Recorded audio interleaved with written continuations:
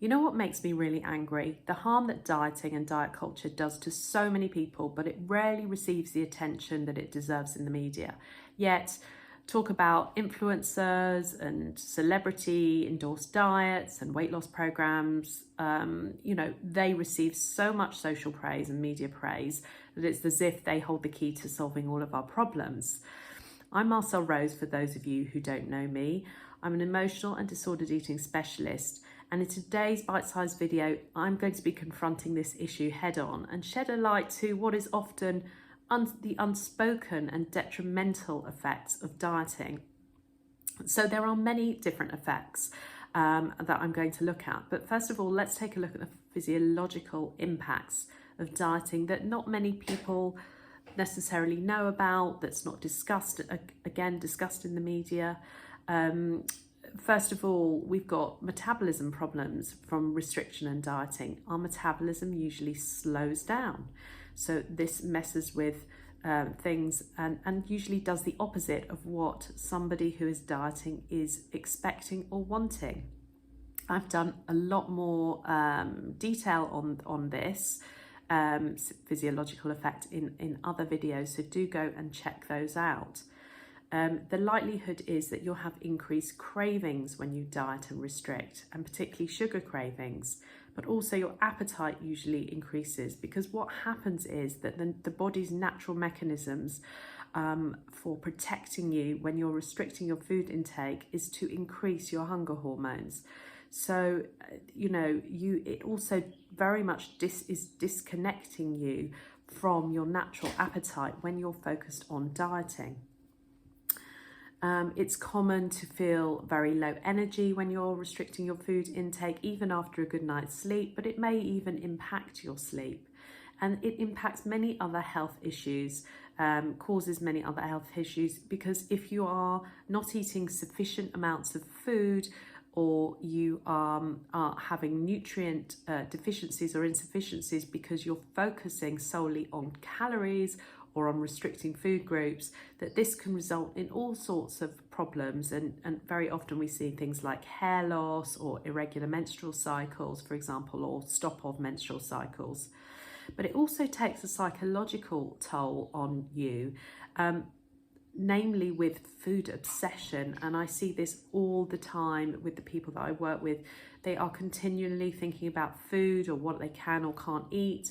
It's a very exhausting routine of measuring, weighing, counting calories, points, carbs, everything. It just takes over everything psychologically. And there's very much that all or nothing thinking, where it's either perfection or failure that dominates, and there's nothing else in between. There's very often, this comes with feelings of guilt and shame, a real emotional burden that this brings to people.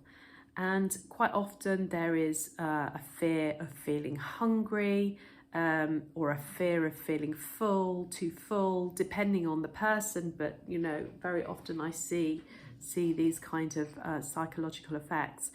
You often see mood swings because partly because of the nutrients that you're perhaps not getting what you need, and the dietary chaos. It's affecting your brain chemicals and how your brain health overall, and affects your mood. And it can impact the neurotransmitters such as dopamine and serotonin, for example.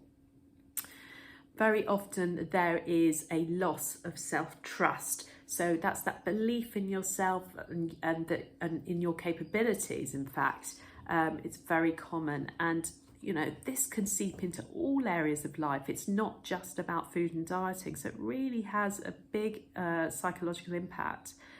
And also there's that very sense of rigidity that comes, where there's often creation of food rules without being conscious of them. Many people develop these food rules and a very rigid sort of outlook, which is really unhelpful.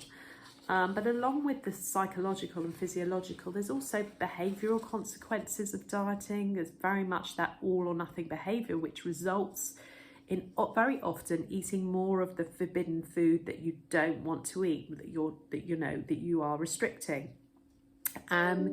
Skipping meals and restriction are common, but very much so.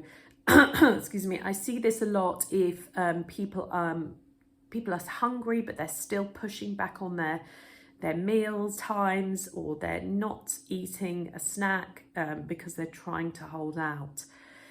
Eating more in response to stress is quite common behaviourally.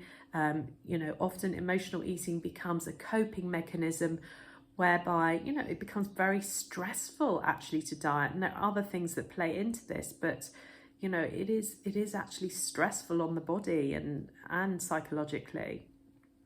We very often see compulsive eating starting as well with people, where you see you might begin to start to compensate, for the calories eaten and using exercise in that way rather than for moving for a feeling of joy and health and well-being.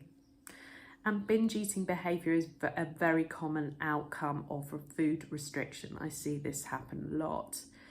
There's also social impacts as well. So very often people can feel isolated. So they might find it hard to eat with other people. They might find it hard, want to eat something differently. So they feel isolated. They might avoid going to being in part of these situations. And very commonly there's a sense of judging and comparing with other people's food and what they're eating. And often people might think that they are being judged themselves as well. So, very often they might feel judged in that way. Avoiding social situations is common, occasions, cancelling plans because they feel uncomfortable. You might feel uncomfortable about eating around others, or worry about what foods you're going to be able to eat. And very often there's relationship strains because beliefs about food and about yourself and your body can cause these strains in partners and with friendships. And also it can really impact your children. So children really pick up on disordered eating behaviour. Potentially, this could potentially be affecting their own relationship with food. Why am I telling you all this? It's really important, I think, to have an awareness of how this dieting behaviour is affecting you. Very often I see people not realising the real true big impacts that this is having on their life. And it's not to depress you, it's to really say that there is a way to break free from this dieting. There is a way to feel safe and doing this safely. I work with people all the time and help them to move away from this. But if it's something that you'd like to start investigating yourself, then feel free to download my guide, which is called Breaking the Cycle. It's a free guide and it gives you 4 actionable steps that feel okay. I think you'll find that where you can just start step by step to move towards a healthier relationship with food. But if you would like more support, perhaps some one-to-one support, then do feel free to get in touch with me or arrange a complimentary call to find out how I can help. I look forward to seeing you again next time. Have a good week.